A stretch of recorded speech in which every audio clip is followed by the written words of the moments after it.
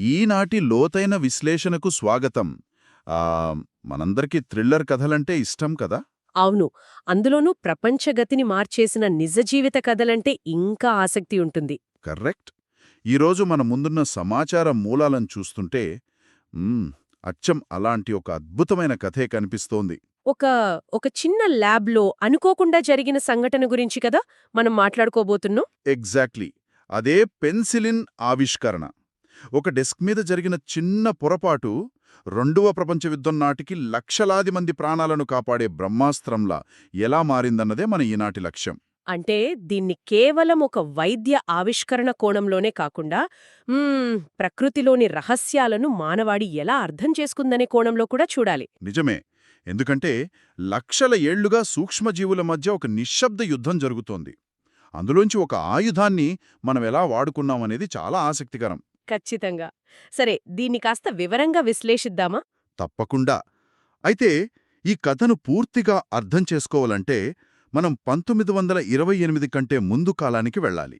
అంటే అసలు ఈ యాంటీబయాటిక్స్ అనే పదమే తెలియని ఆ చీకటి రోజుల్లో పరిస్థితులు ఎలా ఉండేవి. ఆ భయానక పరిస్థితులను ఇప్పుడు ఊహించడం కూడా కష్టమే. అంటే చిన్న దెబ్బ తగిలినా ప్రమాదమేనా? అవునవును. మనమిప్పుడు చాలా సాధారణం అనుకునే చిన్న గీతలు లేదా గాయాలు ఆ రోజుల్లో ప్రాణాలు తీసేవి. మ్మ్, ఉదాహరణకు, తోటలో పనిచేస్తుండగా ఒక చిన్న గులాబీ ముల్లు గుచ్చుకుందనుకోండి. ఓకే. ఆ చిన్న గాయం గుండా బ్యాక్టీరియా శరీరంలోకి ప్రవేశించేది. అది రక్తంలోకి చేరితే దాన్ని వైద్య పరిభాషలో సెప్టిసీమియా అంటారు. సెప్టిసీమియా వినడానికే భయంగా ఉంది. అప్పుడు మనిషి బతకడం కష్టమేనా? దాదాపు అసాధ్యం.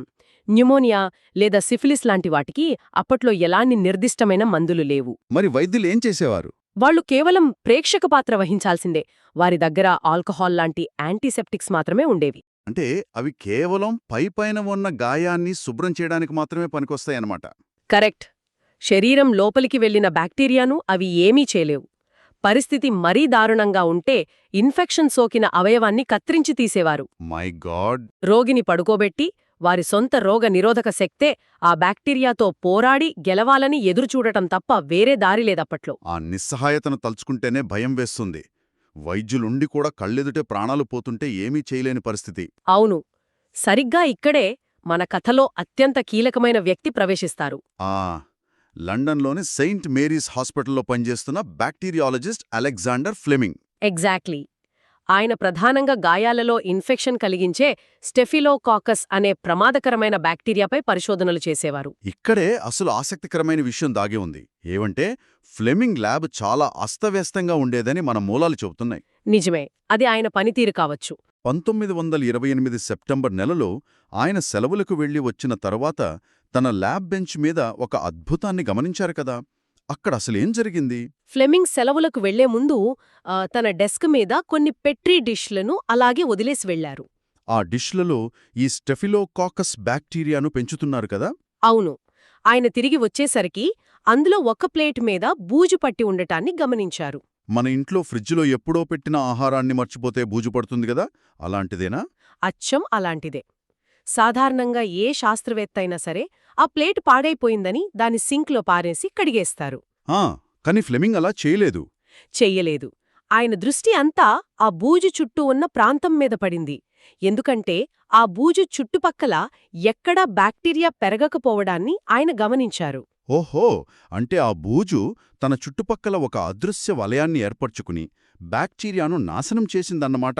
శాస్త్రీయంగా చెప్పాలంటే దీనినే జోన్ ఆఫ్ ఇన్హిబిషన్ అంటే నిరోధక ప్రాంతం అంటారు. Zone of inhibition. ఇంట్రెస్టింగ్. ఆ బూజ గాలి ద్వారా ఆ పెట్రీ డిష్లోకి వచ్చి చేరింది. అది ఏదో ఒక రసాయనాన్ని స్రవిస్తోందని, ఆ రసాయనమే బ్యాక్టీరియాను కరిగించి చంపేస్తోందని ఫ్లెమింగ్ పసిగట్టారు. వావ్! ఆ తర్వాత ఆయన జరిపిన పరిశోధనల్లో అది పెన్సిలియం నోటాటం అనే జాతికి చెందిన బూజని తేలింది కదా. కరెక్ట్. అందుకే ఆ బూజు ఉత్పత్తి చేస్తున్న శక్తివంతమైన రసాయనానికి ఆయన పెన్సిలిన్ అని పేరు పెట్టారు. ఒక పెట్రీ డిష్ మూత సరిగ్గా వేయకపోవడమనే చిన్న నిర్లక్ష్యం ప్రపంచగతిని ఎలా మార్చేసిందో కదా. అవును. కాని ఇది కేవలం ఒక ప్రమాదం మాత్రమే కాదు. ఆ ప్రమాదాన్ని గుర్తించగలిగే అద్భుతమైన పరిశీలనా దృష్టి ఫ్లెమింగ్కు ఉండటం వల్లే ఇది సాధ్యమైంది. 100% నిజం. అయితే ఈ పెన్సిలిన్ ఎలా పనిచేస్తుందో తెలుసుకోవడానికి ఫ్లెమింగ్ ఇంకా ఎన్నో ప్రయోగాలు చేశారు కదా? చేశారు. ఇది స్టెఫిలోకాకై, స్ట్రెప్టోకాకై, న్యూమోకాకై లాంటి ఎన్నో ప్రమాదకరమైన బ్యాక్టీరియాలపై అద్భుతంగా పనిచేస్తుందని ఆయన గుర్తించారు. కానీ కొన్ని గ్రామ్ నెగటివ్ బ్యాక్టీరియాలపై మాత్రం ఇది పనిచేయదని ఆయన తెలుసుకున్నారు. అసలు ఈ గ్రామ్ నెగటివ్ బ్యాక్టీరియా అంటే ఏమిటి? దీన్నర్థం చేసుకోవడానికి ఒక చిన్న ఉదాహరణ తీసుకుందాం. బ్యాక్టీరియాను ఒక చిన్న కోటలాగా ఊహించుకోండి. ఓకే, కోట. కొన్ని కోటలకు ఒకే ఒక బలమైన గోడ ఉంటుంది. పెనిసిలిన్ ఆ గోడను సులభంగా పగలగొట్టి లోపలికి వెళ్లి బ్యాక్టీరియాను చంపేస్తుంది. వీటినే గ్రామ్ పాజిటివ్ అంటారు. అర్థమైంది. మరి గ్రామ్ నెగటివ్? ఈ గ్రామ్ నెగటివ్ బ్యాక్టీరియా అనేది చాలా తెలివైనది. ఈ కోటకు ఒక గోడ మాత్రమే కాకుండా దాని చుట్టూ మరొక దళసరి రక్షణ కవచం ఉంటుంది. ఒక కందకంలాగా అన్నమాట. ఎగ్జాక్ట్లీ. పెనిసిలిన్ ఆ బయటి కవచాన్ని దాటుకుని లోపలికి వెళ్లలేకపోయింది. అందుకే ఫ్లెమింగ్ ప్రయోగాలలో పెనిసిలిన్ కొన్ని బ్యాక్టీరియాలపై పనిచేయలేదు. అద్దన్నమాట సంగతి. అయినప్పటికీ ఇది పనిచేసే బ్యాక్టీరియాల జాబితా కూడా చాలా పెద్దదే. అవును, పైగా అవి అత్యంత ప్రాణాంతకమైనవి కూడా. అంతా బాగానే ఉంది కానీ ఫ్లెమింగ్ ఈ విషయాన్ని 1929లోనే ఒక రీసెర్చ్ పేపర్గా ప్రచురించారు. అయినా కూడా అది వెంటనే మందుల దుకాణాల్లోకి రాలేదు కదా? రాలేదు. దాదాపు 10 ఏళ్ల పాటు ఆ అద్భుతమైన ఆవిష్కరణ ఆ రీసెర్చ్ పేపర్లకే పరిమితమైపోయింది. అదే నాకు ఆశ్చర్యంగా ఉంది. అంత పెద్ద అద్భుతం దొరికినప్పుడు దాన్ని మందుగా వాడటానికి ఎందుకంత సమయం పట్టింది? ఈ 10 ఏళ్ల విరామం వెనుక ఉన్న ప్రధాన కారణం రసాయన శాస్త్రం. కెమిస్ట్రీ సమస్య అంటారా? అవును. ఫ్లెమింగ్ ఒక అద్భుతమైన బ్యాక్టీరియాలజిస్ట్. కాని ఆయన రసాయన శాస్త్రవేత్త కాదు. ఆ బూజు ఉత్పత్తి చేస్తున్న ద్రవం చాలా అస్థిరమైనది. అంటే త్వరగా పాడైపోతుందా? అవునవును. కొద్ది రోజులకే ఆ ద్రవం తన శక్తిని కోల్పోయేది. దాన్ని వేరుచేసి, శుద్ధి చేసి ఒక స్వచ్ఛమైన మందుగా మార్చడమనేది ఆ రోజుల్లో సాంకేతికంగా దాదాపు అసాధ్యం. ఓహో, అందుకే దాన్ని ఒక ఇంజెక్షన్ లాగానో లేదా మాత్రా లాగానో తయారు చేయడం ఫ్లెమింగ్కు సాధ్యం కాలేదా? కరెక్ట్. ఇది కేవలం ప్రయోగశాలలో ట్యూబ్లను శుభ్రం చేయడానికి మాత్రమే పనికొస్తుందేమో అని ఆనాటి శాస్త్రవేత్తలు భావించారు. అంటే ఒక గొప్ప నిధి దొరికింది, కానీ దాన్ని తెరవడానికి తాళం చెవి లేక 10 ఏళ్లు ఎదురుచూడాల్సి వచ్చింది. సరిగ్గా చెప్పారు. ఆ సాంకేతిక అడ్డంకి వల్లే అది 10 ఏళ్లు నిద్రపోయింది. ఆ తర్వాత 1940ల కాలంలో ఈ కథలో ఒక ఉత్కంఠభరితమైన మలుపు చోటు చేసుకుంది. ఆక్స్ఫర్డ్ విశ్వవిద్యాలయ బృందం రంగంలోకి దిగడం గురించి కదా మీరు చెప్పేది? అవును. హోవార్డ్ ఫ్లోరీ, ఎర్నెస్ట్ బోరెస్చైన్ అనే శాస్త్రవేత్తలు. వీళ్ళు పెన్సిలిన్ను ఒక మందుగా మార్చే బాధ్యతను తీసుకున్నారు. అసలు వారి ప్రయాణం ఎలా సాగింది? ఆక్స్ఫర్డ్ బృందం రంగంలోకి దిగేనాటికి పరిస్థితులు పూర్తిగా మారిపోయాయి. అప్పటికే రెండో ప్రపంచ యుద్ధం మొదలైంది. పరిశోధనలకు నిధులు లేని సమయం. అవును. కనీసం సరైన పరికరాలు కూడా లేవు. హోవార్డ్ ఫ్లోరీ గొప్ప విజనున్న నాయకుడు, ఎర్నెస్ట్ చైన్ అసాధారణమైన బయోకెమిస్ట్. వీరితో పాటు నార్మన్ హీట్లీ అనే ఇంజనీర్ కూడా కలిశారు. వీళ్ళంతా కలిసి ఆ బూజురసాన్ని శుద్ధి చేయడానికి ఏది దొరికితే అది వాడారు కదా? అవునవును. హాస్పిటల్లో వాడే బెడ్ ప్యాన్స్, పాలుపోసే క్యాన్లు, పండ్ల రసాలు తాగే సీసాలు, ఇలా వాళ్ల ల్యాబ్ మొత్తం ఒక వింతైన బూజు కర్మాగారంలా మారిపోయింది. వామ్మో, వినడానికే చాలా ఆశ్చర్యంగా ఉంది. అలా లీటర్ల కొద్దీ బూజు రసాన్ని ప్రాసెస్ చేసి చివరకు కంటికి కనిపించనంత తక్కువ మోతాదులో స్వచ్ఛమైన పెన్సిలిన్ను వేరుచేశారు. ఆ తయారు చేసిన మందును ఎలుకలపై ప్రయోగించారు కదా ముందుగా? అవును. మరణం అంచున ఉన్న ఎలుకలు కూడా ఆ మందుతో గంటల వ్యవధిలో ఆరోగ్యంగా పరిగెత్తడం వారు కళ్లారా చూశారు. గ్రేట్. సో వాళ్లు పడ్డ కష్టానికి ఫలితం దక్కింది. కాని ఎలుకల నుండి మనుషుల స్థాయికి రావడమనేది ఒక పెద్ద అడుగు కదా? ఖచ్చితంగా. ప్రాణాలు కాపాడే ఈ మందును తొలిసారిగా ఒక మనిషిపై ప్రయోగించిన ఘట్టం చాలా భావోద్వేగంగా ఉంటుంది. ఆ మొదటి రోగి గురించి కాస్త వివరిస్తారా? ఆయన పేరు ఆల్బర్ట్ అలెగ్జాండర్. వృత్తిరీత్యా ఒక పోలీస్ అధికారి. ఆయనకొక చిన్న ప్రమాదం జరిగింది. గులాబీ మొక్కల మధ్య పనిచేస్తుండగా ముఖం మీద గీత పడింది కదా? అవును.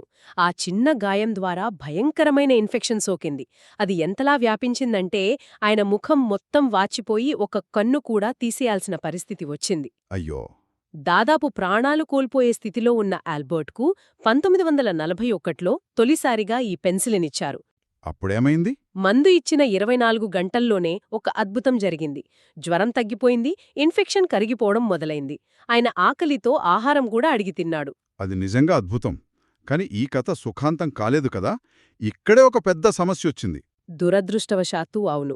ఆక్స్ఫర్డ్ బృందం వద్ద ఉన్న పెన్సిలిన్ నిల్వలు చాలా స్వల్పం. ఆ కొద్దిపాటి మందే ఆల్బర్ట్కు ఇచ్చారన్నమాట. అవును. మందు అయిపోవడంతో ఆయన మూత్రం నుండి కూడా పెన్సిలిన్లు వెలికితీసి తిరిగి ఆయనకే ఎక్కించే ప్రయత్నం చేశారు. మై గాడ్, ఆ మందు ఎంత విలువైనదో అర్థమవుతోంది. కాని చివరికి మందు పూర్తిగా అయిపోయింది. ఇన్ఫెక్షన్ మళ్లీ విజృంభించి ఆల్బర్ట్ ప్రాణాలు విడిచారు. చాలా బాధాకరం. అమృతం కళ్ళెదుటే ఉన్నా తగినంత లేకపోవడం వల్ల ప్రాణం గాలిలో కలిసిపోయింది. ఈ సంఘటన వాళ్లకొక్క చేదు నిజాన్ని నేర్పింది. పెన్సిలిన్ అద్భుత ఔషధమే అయినా దాన్ని సామూహిక ఉత్పత్తి అంటే మాస్ ప్రొడక్షన్ చెయ్యకపోతే అది ప్రజల ప్రాణాలను కాపాడలేదని వారికి అర్థమైంది. నిజమే. ఆ బాధ నుంచి పుట్టిన పట్టుదలే ఆ తర్వాత చరిత్రను మార్చేసింది. ఎందుకంటే సరిగ్గా అదే సమయంలో రెండవ ప్రపంచ యుద్ధం భీకరస్థాయికి చేరుకుంది కదా. అవును, యుద్ధం ఒకవైపు వినాశనాన్ని సృష్టిస్తుంటే మరోవైపు ఈ మందు అవసరం పతాక స్థాయికి చేరుకుంది. ఆ దశలో ఈ ఉత్పత్తి ఇంగ్లాండ్ నుండి అమెరికాకు ఎలా మారింది? అసలు ఆ భారీ ఉత్పత్తి ఎలా సాధ్యమైంది? ఇంగ్లాండ్లో యుద్ధం వల్ల ఫ్యాక్టరీలు కట్టే పరిస్థితి లేదు. ప్రతిరోజూ బాంబుల దాడులు జరుగుతున్నాయి. అందుకే అమెరికా సహాయం తీసుకున్నారు. కరెక్ట్. ఫ్లోరీ మరియు హీట్లీ తమ జేబుల్లో పెన్సిలియం బూజు శాంపిల్స్ పెట్టుకుని అమెరికాకు వెళ్లారు. అక్కడ అమెరికా ప్రభుత్వ సహకారంతో పెద్ద ఫార్మస్యూటికల్ కంపెనీలు రంగంలోకి దిగాయి. ఇక్కడే కదా ఆ క్యాంట్లో పండు కథ జరిగింది. అవును. వాళ్లకు మార్కెట్లో దొరికిన ఒక కుళ్ళిపోయిన క్యాంటలూప్ పండు మీద ఫ్లెమింగ్ కనుక్కున్న బూజు కంటే ఎన్నో రెట్లు ఎక్కువగా పెన్సిలిన్ను ఉత్పత్తి చేసే కొత్త బూజు జాతి దొరికింది. వావ్, అదొక లక్కీ బ్రేక్ అని చెప్పాలి. దాంతోపాటు డీప్ ఫర్మెంటేషన్ అనే కొత్త టెక్నిక్ కూడా ఇక్కడ డెవలప్ అయ్యింది. ఈ డీప్ ఫర్మెంటేషన్ గురించి మన మూలాల్లో చాలా ఆసక్తికరమైన విషయాలున్నాయి. అసలు ఇదిలా పనిచేస్తుంది? డీప్ ఫర్మెంటేషన్ అంటే ఒక 100 లీటర్ల ట్యాంకులో అత్యంత సున్నితమైన ఒక ద్రావణాన్ని తయారు చేయడం లాంటిది. ఓకే. ఆ ట్యాంకులోకి గాలిని పంపాలి, బూజు పెరగడానికి ఆహారమివ్వాలి.